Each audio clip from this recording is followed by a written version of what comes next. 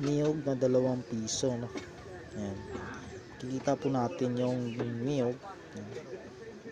Ito ay common na coins pa lamang dahil nag-circulate pa rin ito sa atin, no? 1984. Yan po, no?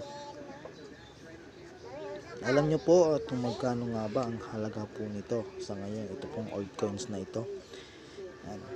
Ito ay tumataas na rin po ang value po nito sa ating mga kaibigang coin collector, no? At isa din po ito sa aking hinahanap, yung 2 piso. 1984, no? Ito po mga guys, dapat din po ay good condition po na old, no? Yung ating ialok po sa ating mga coin collector. Dahil nga po yung iba ay meron nga 1984 panay comment na meron,